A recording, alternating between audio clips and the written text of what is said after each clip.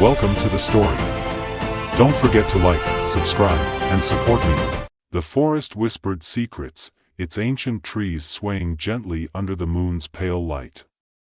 Elias led the way, his sharp gaze darting between the shadows that danced among the underbrush. Behind him, Leora moved like a ghost, her hand resting on the hilt of her dagger, her eyes sharp and cold. Thane, the mage, followed in silence, his robes barely brushing the leaves, and at the rear, Oren murmured prayers under his breath, gripping the holy amulet that hung from his neck. "Do you think this will work?"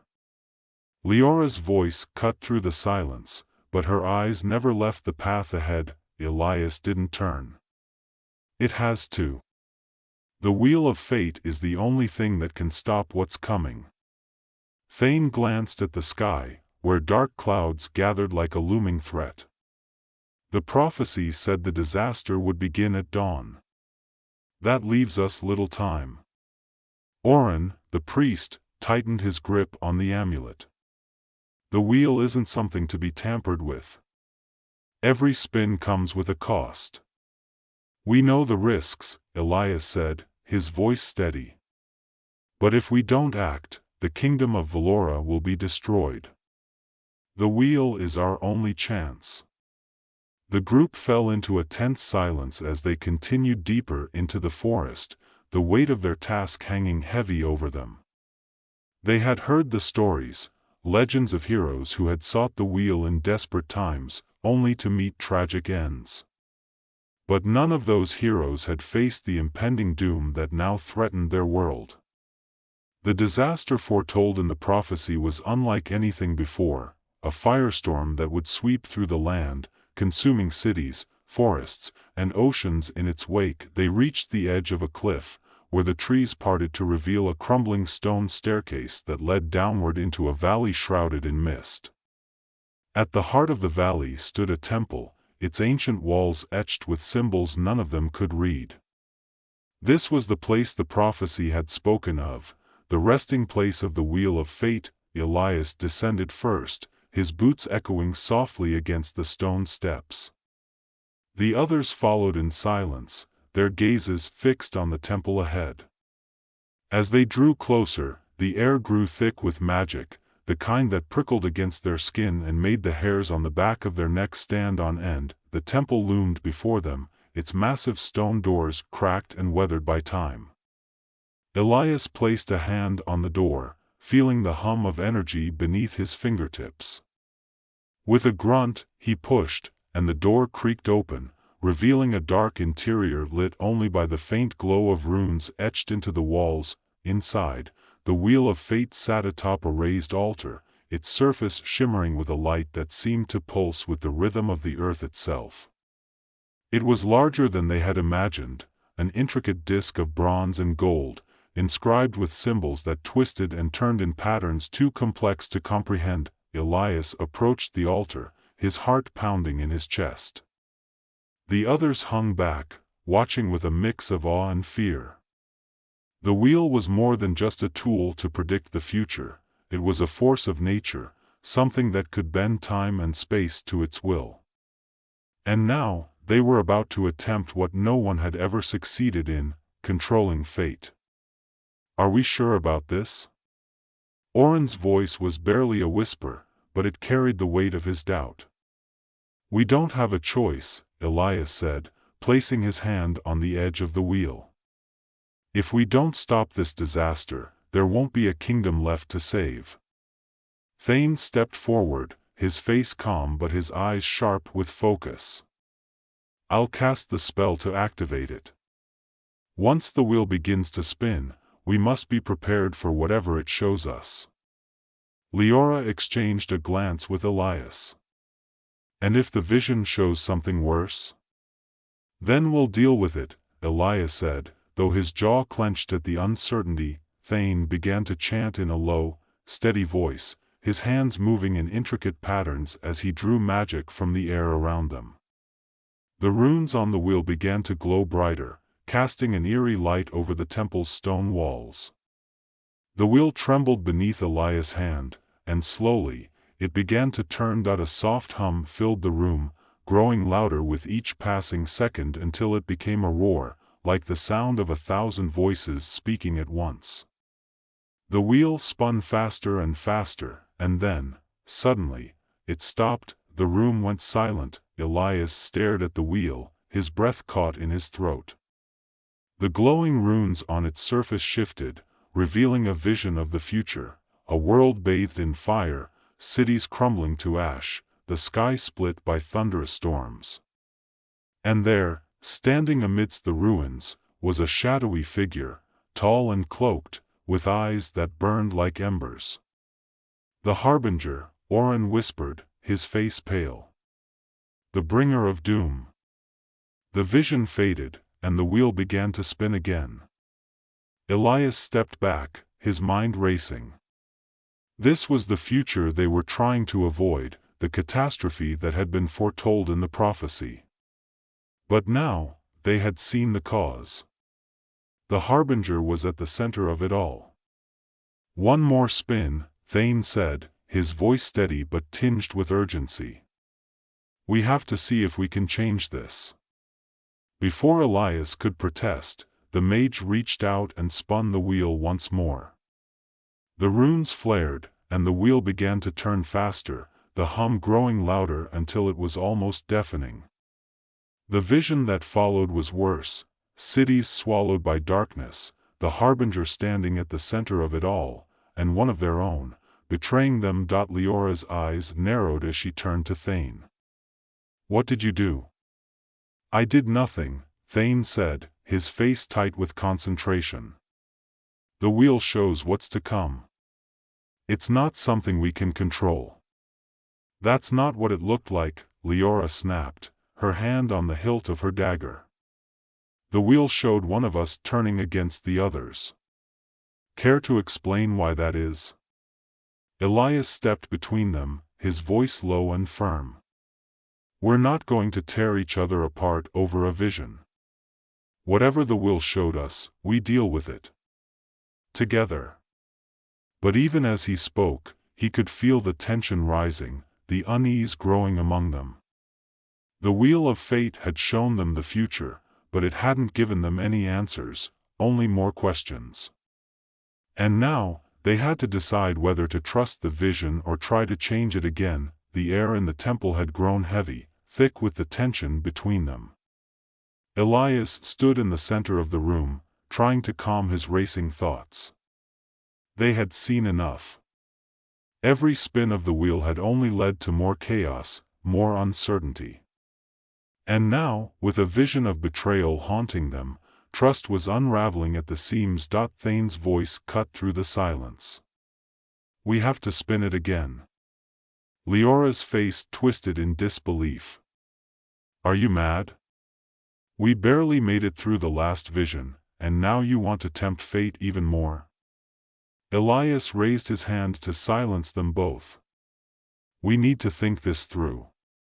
The wheel shows possible futures, but it doesn't tell us how to get there, or how to avoid them. If we keep spinning, we're just gambling with our lives.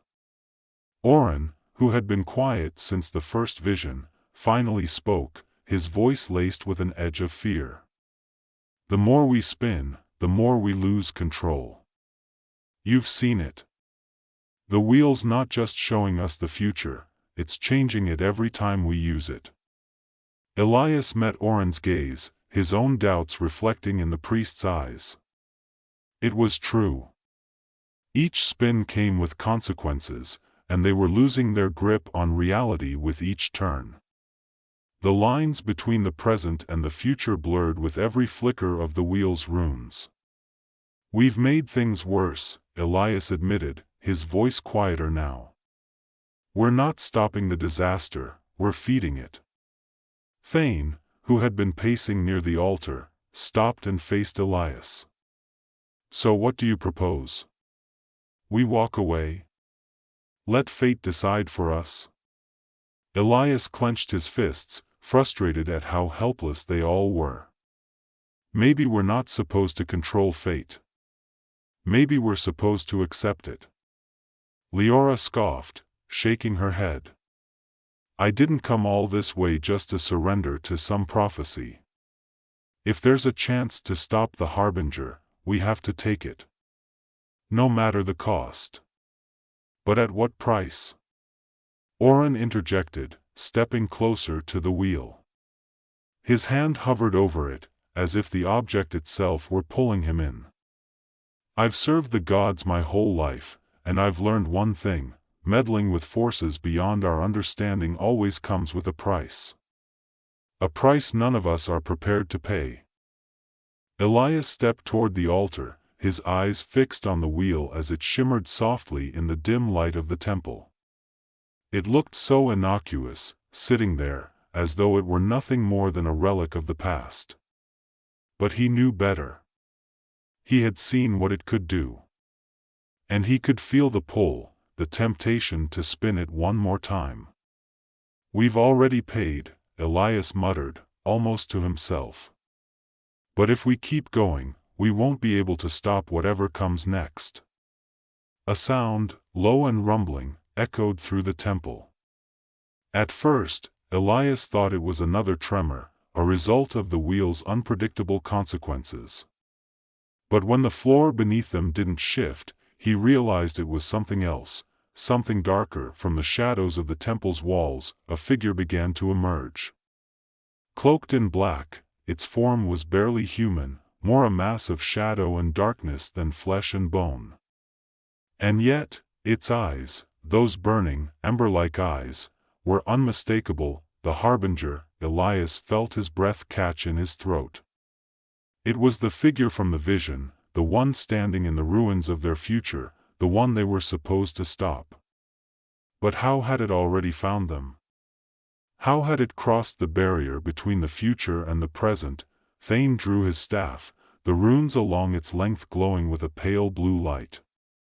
Stand back, he warned the others. We have no idea what it's capable of. The harbinger didn't move, didn't speak. It simply hovered there, watching them with those burning eyes. Elias could feel its presence pressing down on him, like a weight on his chest. It wasn't here to fight. Not yet. It was waiting, waiting for something. Leora, ever the reckless one, stepped forward, her blade glinting in the wheel's eerie light. "What are you waiting for?" she shouted at the figure. "Come at us." The harbinger tilted its head slightly, as though considering her words. But instead of attacking, it simply raised a hand, and from the darkness of its cloak, something began to take shape, a twisted, jagged shard of blackened metal. It hovered in the air between the harbinger and the wheel, pulsating with the same strange energy that had radiated from the altar. Elias took a step forward, his sword drawn. "Don't," he warned Leora, but it was too late. The rogue lunged forward, slashing at the shard with her dagger. The moment her blade connected, the shard shattered, sending a pulse of dark energy rippling through the room. The wheel began to spin. None of them had touched it, and yet the wheel moved on its own, faster and faster, its runes glowing brighter than before. The hum returned, louder and more chaotic, as if the wheel was no longer following their will but something else entirely. The harbinger stood motionless, watching them with those cold, ember eyes, while the wheel spun out of control. "Get away from it!" Thane shouted, his voice barely audible over the roar of the wheel. Elias grabbed Leora and pulled her back just as the wheel reached its peak, a blinding flash of light filling the temple. The ground beneath them shook, and for a brief moment, the world seemed to tear apart at the seams.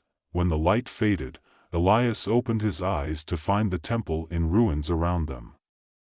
The walls had crumbled, the ceiling caved in. But more than that, the world outside had changed. The sky, once dark and full of clouds, was now a swirling vortex of red and black. The air was thick with ash, and in the distance, the fires from their vision raged across the land. The future had come to pass. Leora staggered to her feet, her face pale. What what did we do? Elias stared at the wheel, which now lay broken and still on the altar. They had spun it too many times. They had tried to control fate, and in doing so, they had brought the very disaster they had sought to prevent. We brought the harbinger, Oren whispered, his voice trembling. It's here, because of us. The harbinger, still standing in the same spot, lowered its hand. The shard it had conjured was gone, but the damage had been done. It began to move toward the altar, its eyes fixed on the shattered remnants of the wheel. Elias felt a surge of fear. If the harbinger took control of what was left, it could reshape the world in its image, completing the destruction they had already begun.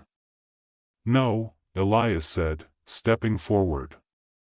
We won't let it. Thane, weakened from the energy expended in the earlier spins, nodded grimly. This ends now. Together, they formed a line in front of the altar, weapons drawn, ready to face the harbinger. The creature moved with eerie silence, its cloak trailing behind it like smoke. As it reached the altar, it paused, staring at the broken wheel for a long moment, then, without warning, it raised both hands, and the air around it began to crackle with dark magic. The ground shook violently, and the temple walls began to crumble even more. Elias tightened his grip on his sword. This was it, the final battle. With a roar, the adventurers charged forward, weapons raised. The harbinger unleashed a blast of dark energy, sending them flying back, but Elias held his ground. He slashed at the creature, his blade connecting with its shadowy form, and for a brief moment, he saw the figure beneath the cloak, a man, scarred and broken, twisted by the very fate he had tried to escape. The harbinger let out a terrible, hollow scream, and the world around them began to ripple, as if reality itself was tearing apart. But Elias didn't stop. He drove his sword deeper, pushing through the darkness, until the harbinger's form began to dissolve into the air, and then, with one final, deafening cry, the harbinger was gone. The temple fell silent. The fires outside still raged, but the wheel was no more. The future, it seemed, had been set in stone. Elias dropped to his knees, exhausted, as the others gathered around him. They had stopped the harbinger, but the world they had known was gone. We can't fix this," Oren whispered, his voice hoarse. Elias looked at the ruins around them, at the broken wheel, at the sky still swirling with fire. "No," he said softly. "But we can rebuild." The adventurers stood in silence, the weight of their choices pressing down on them. They had tried to change fate, but in the end, they had only sped its arrival. Now, all they could do was live with the consequences, and as the sun began to rise over the horizon, casting a red glow over the broken land, Elias knew one thing for certain: fate was never something to be controlled. Only accepted.